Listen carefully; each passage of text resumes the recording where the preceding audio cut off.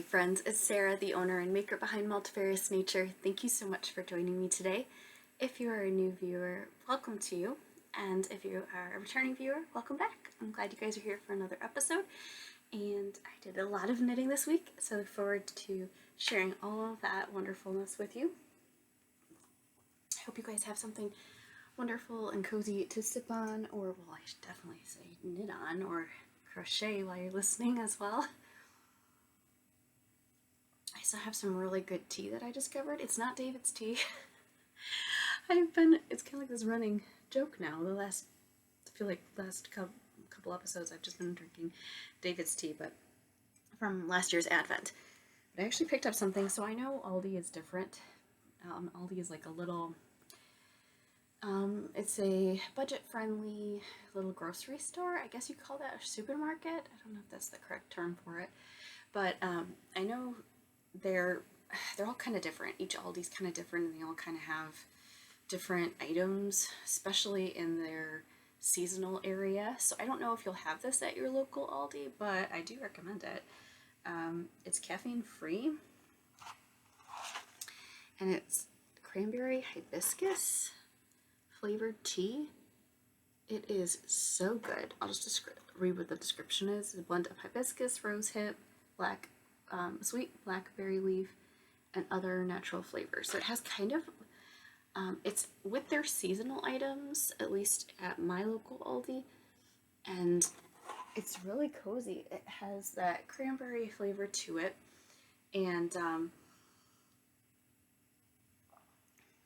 I guess there's a little hibiscus. The hibiscus is quite subtle. You definitely taste the cranberry. There's kind of a tartness to it, but there's kind of this spiciness to it that is just, it's very fall. So, and you know, fall, autumnal, this time of year here up in the north. So I definitely recommend it if you are at your local Aldi, and the brand is Tico Benner. I don't know if that's just like an Aldi brand, but there you go. I don't go to Aldi often, but when I do, I find some fun goodies. So I thought I'd share that with you. All right, we will get into what I'm wearing. So I have my Big Cozy Cardi by Andrea Mowry. I knit this up. It took a while, and I finished it a couple episodes back. It is using my Peruvian Highland wool base, and this is my Chestnut colorway. That's what I did the main body of it in, and then I used my Kismet colorway on the collar. It's so cozy and warm. I definitely don't necessarily need to wear it today, but it's kind of overcast. I'll show you shortly in the life update. I'll give you a glimpse at what I get to look at. And it was even more beautiful last week, but I'm going to show you guys this week because all the autumn colors are everywhere. It's absolutely stunning. And there's still some trees that are in the midst of transitioning through the fall, but I'm going to share what I'm looking at here so that you guys can see that. So, and it's overcast, so it's about 70 degrees, and it's flirting with like high 60s at the moment. So having a nice big cozy cardigan like this, it just adds that comfort of a blanket, but then you're not super hot, even though I have alpaca around my neck right now. I guess if I was doing a lot of yard work, I'd probably get hot, but at the moment, it's quite comfortable. So I'll get into more about like gardening and all that good stuff at the end in the life update, but we're going to jump right into shop update at the moment. So I just wanted to let you guys know that I do still have a couple Advents available if you are interested, and that does include previous years. So if you do want to get like a 25-day Advent, or if you want this year's Advent, it's 4 sock sets for each Sunday leading up to Christmas. So I did want to let you guys know that they're this is your last chance to snag them, and once they're gone, they're gone. But I just wanted to reiterate that so nobody misses out. Definitely don't want anyone to miss out. And then, yeah, and now for the wait, right? Because those of you that have received your Advent this year, you now have to wait. That's the hard part. I guess you don't really have to wait. Just don't tell anyone. Don't ruin the surprise for anybody else. I have my Multifarious Nature Advent sitting here, all nice and wrapped up. I did keep one for myself that's all wrapped up, so I haven't worked on it yet, but I'm trying to be patient. And now we'll get into the works in progress. So I worked on a lot of them. I worked on my half and half triangles wrap first. So I worked on this one quite a bit. Guess what? I am not mid-row. This is a rare occasion, everybody. I am actually not mid-row, and this is, again, my half and half triangles wrap by Pearl Soho. I am almost to the next color, which is crazy because it doesn't feel like I've been working on it that long, but I guess I have. I have probably been working on it for a while, but it just doesn't feel like it. I know I have, because I think I started it around the time I started the cardigan, but I don't know. I don't feel like I have been.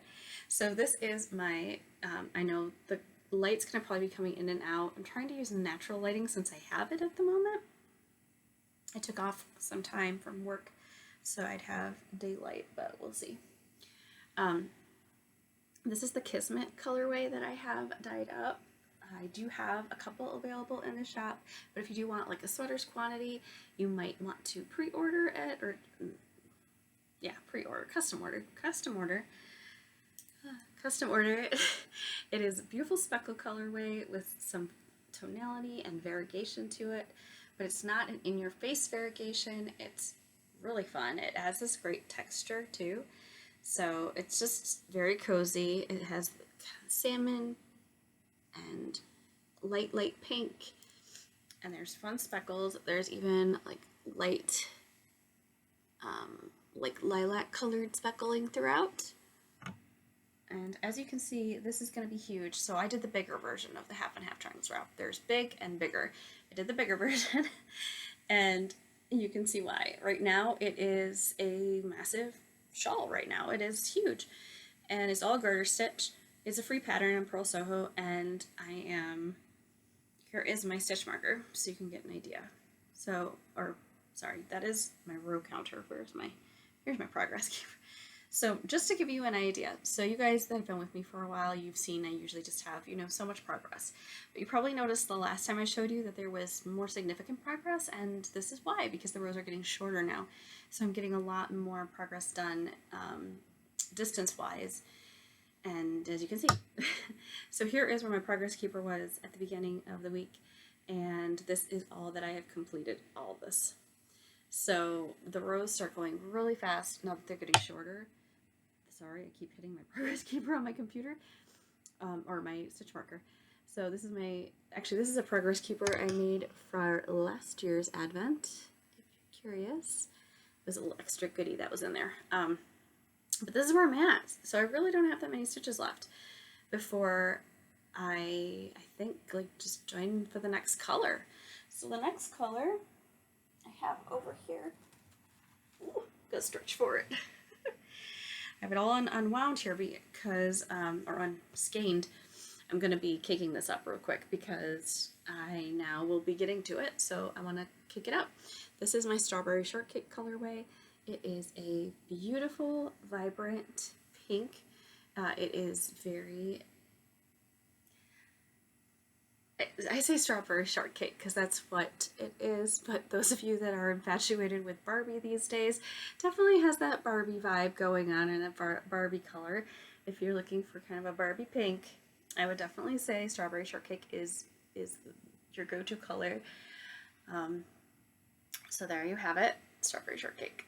And I'm going to be caking that up, like I said, so that way I can work on adding that to the other half. So if you're not familiar with the half and half triangles wrap, the way it works is it is a wrap that is basically a massive square, and you fold it in half. You don't have to, but this is kind of the primary way. That's why it's the half and half triangles wrap. So you fold it in half, and then when you wear it, it's kind of two colors. So you'll have your main color that's showing forward, and then you'll have the color that kind of peeks out underneath. So that is kind of the main way you wear it, but you can also use it as a blanket if you want to, and it's just going to be a really nice throw size blanket. And I don't know, I mean, I would wear it as a shawl, but I definitely would use it as a blanket as well, so I don't think you can go wrong. I have kind of a large accumulation of shawls these days, so I don't know. But I might wear it as a shawl just because I don't have a shawl quite like this. Most of my shawls are definitely multiple colors, where this is more of a solid on one side, but it will have this really nice dimension because of the tonality of it. It's not a solid color, it has that tonality. So I think that's gonna really add some nice dimension to it.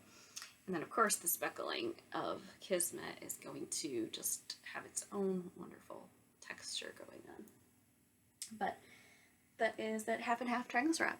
So I got a lot done on it, and I've been working on that usually breakfast time, and then kind of whenever I can fit a little bit of knitting in before dinner, which usually is maybe 10 or 15 minutes. And yeah, for those of you that are new, I don't want you to feel, I don't know, frustrated maybe because there's a certain amount of knitting that's done. I knit a lot. I pretty much knit whenever I can fit in time. And, you know, we just have 2 dogs, so we don't have any little ones running around. So really, if I'm not doing chores, I squeeze in knitting wherever I possibly can. If it's only 10 minutes, if it's only 5 minutes, I will knit, and that's how I make progress. So if you only have 5 or 10 minutes, I tell you what, knit, it's worth it. Such an enabler when it comes to knitting. All right, so the next project that I worked on quite a bit, and I knit on all of these actually a lot. So the next one is a beautiful sweater. This is actually my second one, and it is, I wrote it down so I don't forget, Wildflower Path. I always get them confused. It's the Wildflower Path by Melody Hoffman, and she, I think, did it in Plitalopi. I made my first one in Plitalopi, held double, and love, love, love that sweater. I wear it all the time, all the time. It is not even the dead of winter, and I've already worn that sweater probably at least 3 times this year. So, or not this year, I mean 3 times this fall, because I know I wore it in the springtime as well when it was still pretty chilly out. And that's the great thing about wool, it breathes. So, I mean, unless it's 60 plus degrees, like 70 degrees, you can really wear a sweater and get away with it. So this is Nutiden though, so I'm using Nutiden this time, which is such a treat. It is very, very soft, very soft. It is definitely more delicate than knitting with Plitalopi, so I am holding it double like I did with the Plitalopi, but I'm also holding it with 2 strands of this, I'd say, cobweb weight. It's an alpaca merino, I think, nylon blend, and I'm just holding those all together. So that gives it some nice structure, and I think that's going to add some nice durability to it as well. It also adds some fun marling to the coloration and adds some extra depth. So this is the really beautiful texture stitch at the top of the sweater. This sweater is so much fun to knit. So the texture stitch is really fun, quite addicting to do. And then I think I'm at the end of my texture stitch repeat. So once I finish this row, I will be done with the yoke. And then I'm pretty sure you split for the sleeves, or you knit a few rows and then you split for the sleeves. And then it's just stocking that. It's so blissful. Now you can see this has a wide neck to it. I really like that wide neck. However, you know, if you're not wearing something under it, you'd have to see where it falls, because you may or may not see bra straps. If that's something that bothers you, I tend to wear, usually at the most, I wear a tank top under it. I don't usually wear long sleeves under, but I'll wear a short sleeve. And then I just wear like the little like layering t-shirts.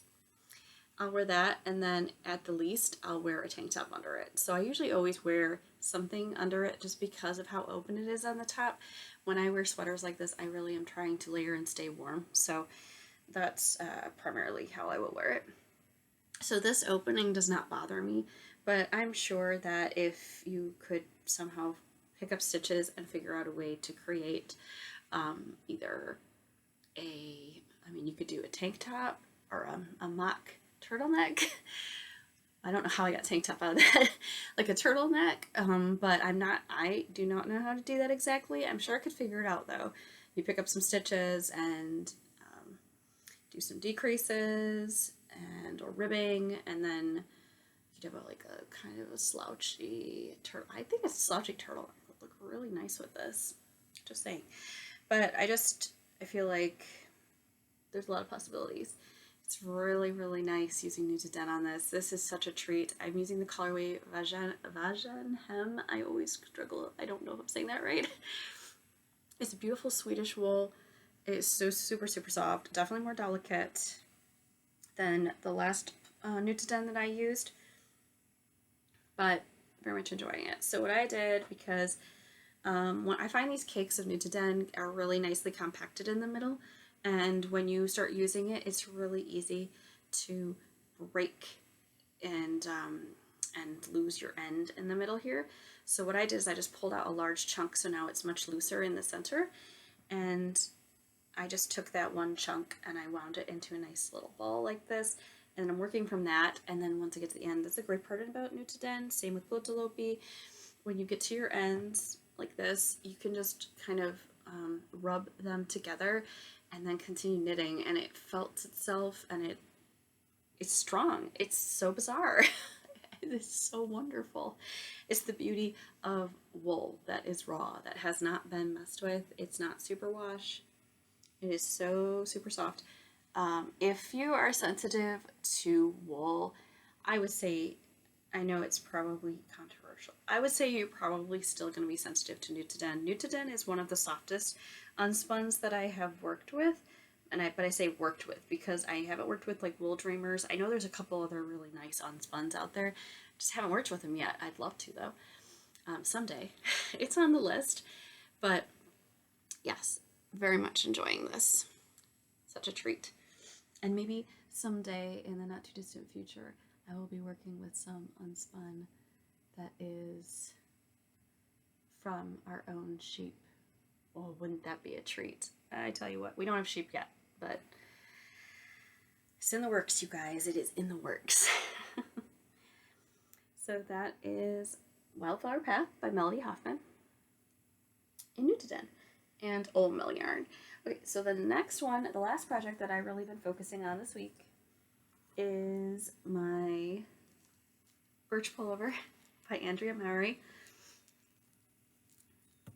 This is very close to the point where I would be doing the ribbing for the base of it. So I am just trucking along on it.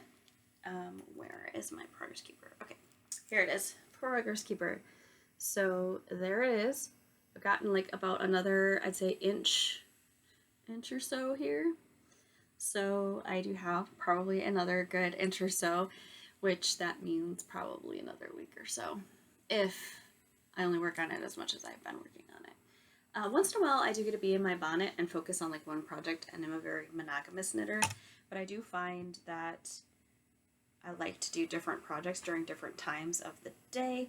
So like that Wildflowers Path sweater that I just talked about, I like to do that in the evening after dinner so that I can kind of pay attention a little bit to what the pattern's saying and trying to tell me. And then in the like on my lunch breaks, I just want to knit. I don't want to have to think about it.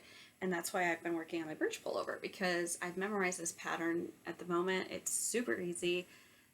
Once you've learned the half fisherman's rib stitch, it is so easy. So it's really rhythmic, and you just go along. You just have to kind of pay attention so you don't make a mistake, because I've made a few mistakes, and I had to rip back each time, and I did, and I fixed it.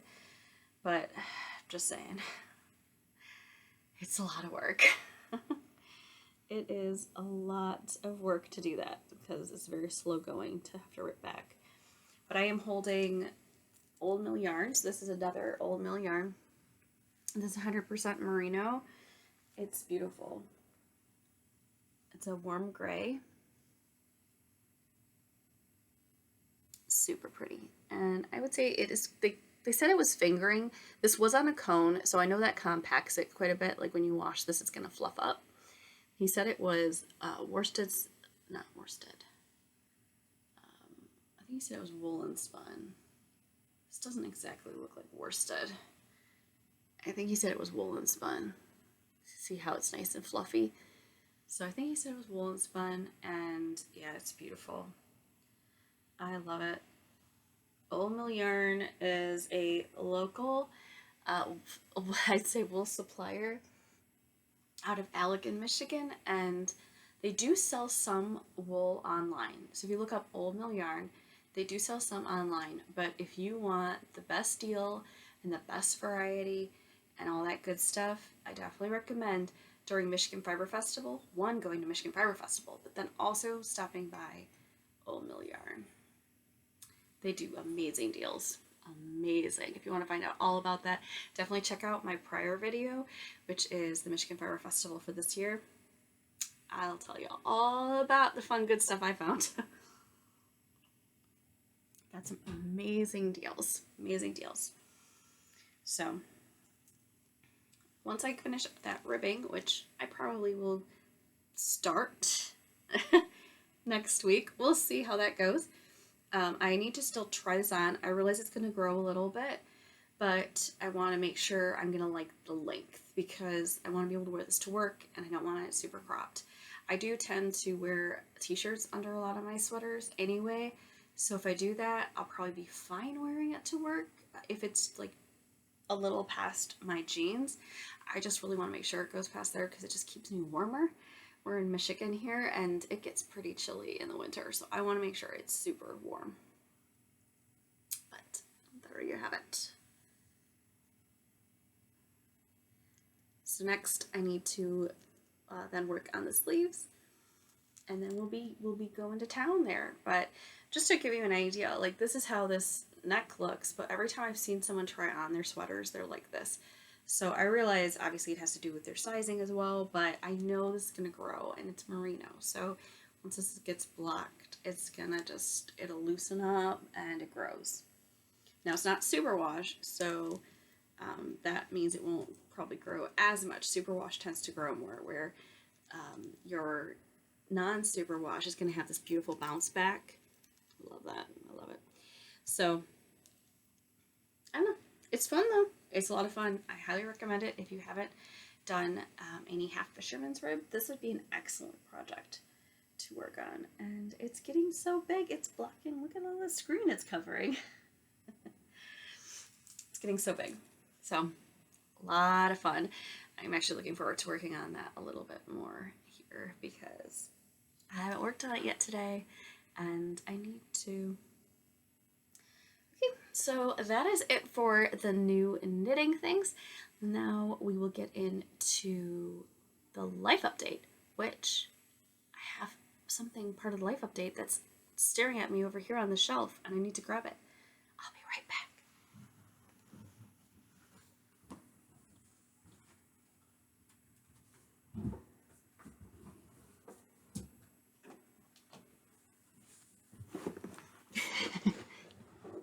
Kind of got a sneak peek at that. All right.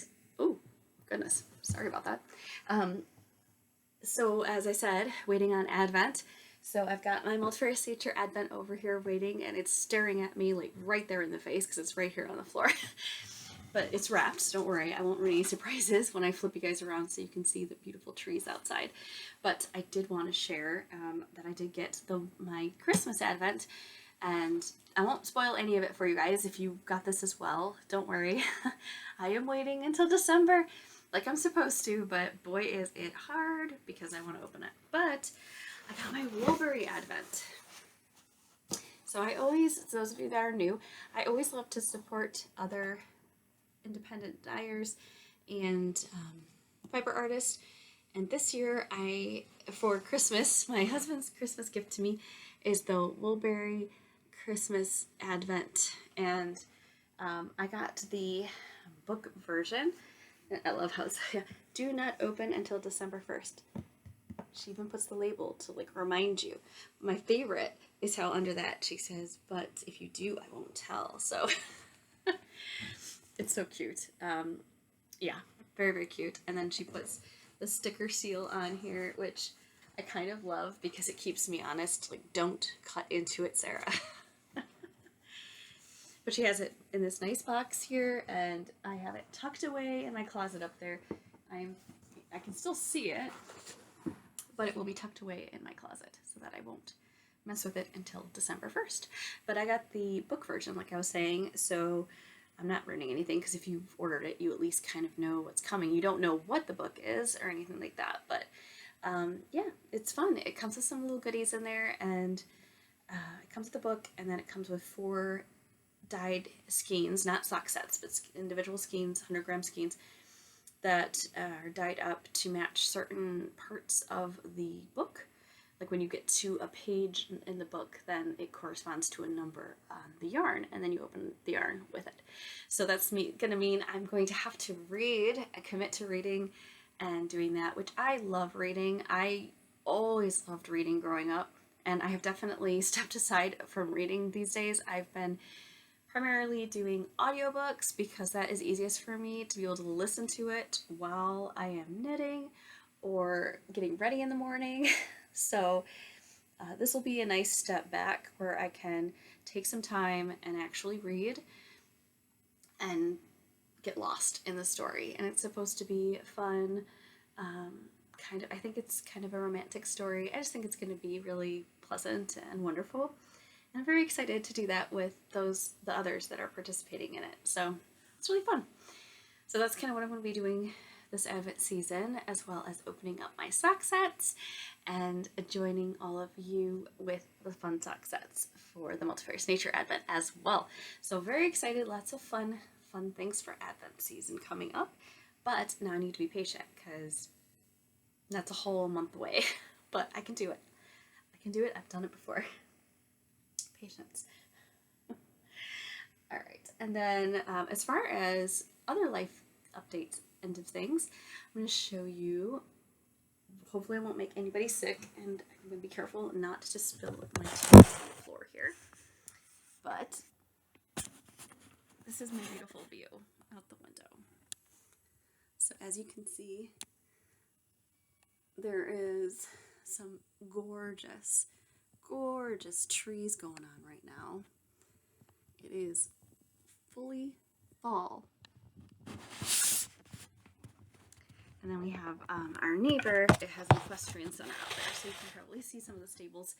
So yeah, I'm very blessed with the view that we have, and I'm so grateful for it. That is for sure.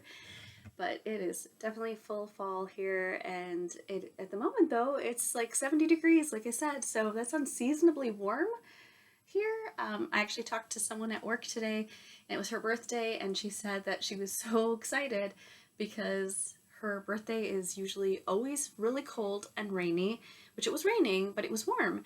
And she said it even has snowed on her birthday, which I'm so grateful that it's not snowing today because I'm just not prepared for that yet. I'm wanting to enjoy fall, not winter. So there we go. We're not there yet. We don't want winter yet. Oh, my little rooster is out here. He's going to be coming by. I can hear him. He's getting noisier, so you'll get that in the background. If you hear a funny little crow, that is our little bantam rooster. So that's just a fun little tidbit. Also, I'm going to be doing some gardening. So after I am done doing the recording, I'm going to hop out into our garden. I have I'm wrapping up the garden, guys. It is almost done. I have about 4 more heads of cabbage that are growing. That's going to be the second harvest, which I want to say is going to be wrapping up here before it gets super cold, but they're still pretty small, so I don't know. It might be one of those things where the second harvest just doesn't work well in my area here. I don't know. They'd be teeny tiny cabbages right now, like teeny tiny. They're not even tight yet. So yeah, I don't know. We'll see. So I have that, and then the other last thing I need to do, which I'm going to have to do today because it's going to start raining a lot, and then it's going to get really cold. So we have all our tomatoes did not do very well, except for the 2 random tomato plants that decided to pop up in a total random part of the garden that were probably dropped by a critter of some kind. And they are very prolific, covered in tomatoes. They're probably, I don't know what you'd call them. They're not exactly like cherry tomatoes. They're bigger than that, but they're not regular tomatoes. So there's some form of cherry tomato. And a lot of them are still green, but if I want to harvest them at all, I'm going to need to harvest them now because they're going to freeze otherwise. So that's the thing. I'm going to have to harvest those today before it starts raining again. And that way I'll be able to use them because otherwise they're just going to go to waste, which is a shame. I would hate to do that. I know critters will eat it. If we have any that are busted open, because there are some I saw that were getting so big that they busted open, we're just going to cut those up and give those to the chickens. The chickens and ducks love tomatoes. If you have chickens and ducks, you know this. They love tomatoes. It is hilarious. They will fight for the tomatoes. They want the tomatoes. So they will not go to waste, I guess. They will go at least to someone. If not us, the critters will eat it.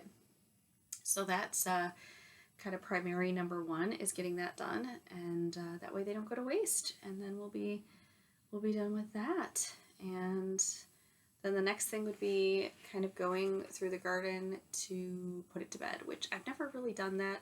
I've heard people say that, and I don't even fully understand what that means, but my understanding, a lot of it is to try to revamp some of your seeds. So a lot of, actually the majority of the plants that we have on our property are perennials. So they're going to come back every year, which is awesome. I love that because it's very expensive to have to buy flowers every year. So my goal then, probably not today, maybe this weekend, I hope it won't rain all weekend, is to go through the garden and any of the dried flowers, which have the seeds in the middle usually, bust them open, kind of mix them in the dirt a little bit, and then leave them to be until next year. And that way they'll come back, which is awesome. It worked so well. Last year I did that, and we have tons of flowers that came back. The only one that I kind of neglected, forgot about, was our mums. So I had some mums last year, and they came back again this year, but I didn't notice them for some reason. I totally forgot about them, and they came back all crazy looking. Where normally mums, you want to kind of pinch them back, is my understanding, so they look like a little mound of flowers. That's kind of what you're supposed to do, I guess. But I didn't. So our mum is kind of crazy right now. So all I'm going to do is just, once it dries, just kind of let it be and make sure that I am more diligent about that next year. That's for sure. So wondering if any of you guys have a garden, if you guys are dealing with that now. I think my understanding is usually the end of October, everybody tries to start putting them to sleep, at least if you're in the northern hemisphere. So I'd love to hear about your gardens. Are you wrapped up with your garden? Do you still have some things that you are wrapping up? Are you doing any winter, I guess you call it like a winter harvest or fall harvest of any vegetables? I do have some beets. They're still pretty tiny, and usually you have to wait until they're about golf ball size to harvest them. So I'm trying to let them grow a little bit more, but I don't know. I don't know if they're going to get that much bigger. We'll see. They definitely grew really fast in the beginning, and now they seem to be slowing. So that makes me think they're kind of going to come to their end, and we'll see. We'll see about that. I mean, they'll still be edible, I'm sure, even if they're little. Do you guys have a lot of experience with beets? I'd love to hear about that. Any tips are always appreciated. That is for sure. Yes, and I also just wanted to mention thank you all for your wonderful comments in the last video.